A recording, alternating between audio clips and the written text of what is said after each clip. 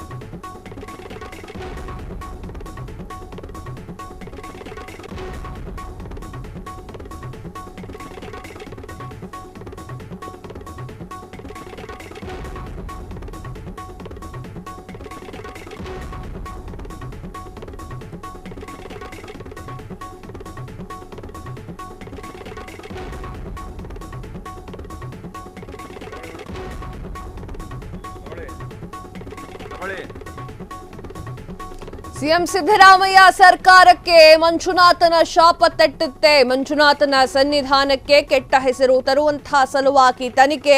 ಗಂಗಾವತಿಯ BJP ಶಾಸಕ ಜನಾರ್ದನ್ ರೆಡ್ಡಿ ಕೆಂಡಾಮಂಡಲ.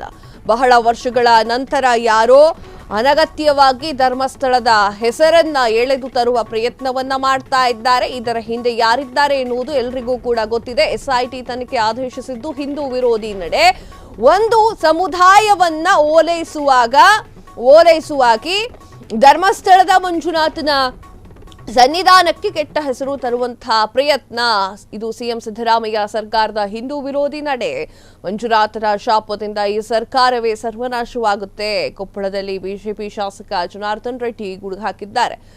ಜನಾರ್ದನ್ ರೆಡ್ಡಿ ಅವರು ಒಂದಿಷ್ಟು ಮಾತನಾಡಿದ್ದಾರೆ. ಧರ್ಮಸ್ಥಳ ವಿಚಾರಕ್ಕೆ ಸಂಬಂಧಪಟ್ಟಂತೆ ಸಿಎಂ ಸಿದ್ದರಾಮಯ್ಯ ಅವರು ಸರ್ಕಾರ ಮಂಜುನಾಥನ ಶಾಪ ತಟ್ಟುತ್ತೆ.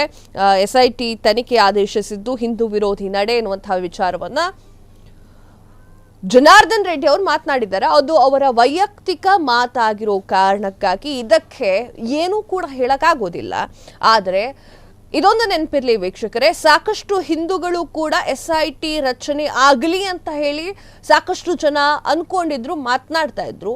ಆ ಒಂದು ನಿಟ್ಟಿನಲ್ಲಿ ಸಿದ್ದು ಸರ್ಕಾರದ ಪರವಾಗಿ ಮಾತನಾಡ್ತಾ ಇಲ್ಲ. ಸಿದ್ದು ಸರ್ಕಾರ ಮಾಡಿರುವಂತಹ ಈ ಒಂದು ವಿಚಾರ ಒಂದಿಷ್ಟು ಸಾಕಷ್ಟು ಹಿಂದೂಗಳಿಗೆ ಖುಷಿಯನ್ನೇ ತಂದಿದೆ. ಇದು ಹಿಂದೂ ವಿರೋಧಿ ಚಟುವಟಿಕೆ ಅಥವಾ ಹಿಂದೂ ವಿರೋಧಿ ನಡೆ ಅಂತ ಹೇಳಲಿಕ್ಕೆ ಮೋಸ್ಟ್ಲಿ ಸಾಧ್ಯವಾಗೋದಿಲ್ಲ ಅಂತ ಅನ್ಸುತ್ತೆ. ಸತ್ಯಾಸತ್ಯತೆಗಳೇನಿದೆ ಅನ್ನೋದು ಹೊರಗೆ ಬೀಳಲಿ ಅನ್ನುವಂಥದ್ದು ಸಾಕಷ್ಟು ಜನರ ಅಭಿಪ್ರಾಯವಾಗಿದೆ. ಅದೇನೇ ಇದ್ರೂ ಕೂಡ ಜನಾರ್ದನ್ ರೆಡ್ಡಿ ಅವರ ಇದು ವೈಯಕ್ತಿಕ ಹೇಳಿಕೆ ಆಗಿರೋದ್ರಿಂದ ಆ ಹೇಳಿಕೆಯನ್ನು ನಿಮ್ಗೆ ಹೇಳ್ತಾ ಇದ್ದೀನಿ.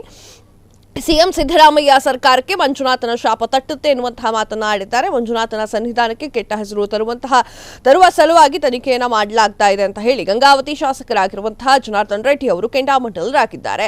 ಬಹಳ ವರ್ಷಗಳ ನಂತರ ಯಾರು ಅನಗತ್ಯವಾಗಿ ಧರ್ಮಸ್ಥಳದ ಹೆಸರನ್ನ ಎಳೆದು ತರುವಂತಹ ಪ್ರಯತ್ನವನ್ನ ಮಾಡಿದ್ದಾರೆ. ಇದರ ಹಿಂದೆ ಯಾರಿದ್ದಾರೆ ಎನ್ನುವುದು ಎಲ್ಲರಿಗೂ ಕೂಡ ಗೊತ್ತಿದೆ ಎನ್ನುವಂತಹ ವಿಚಾರವನ್ನು ಅವರು ಮಾತನಾಡಿದ್ದಾರೆ.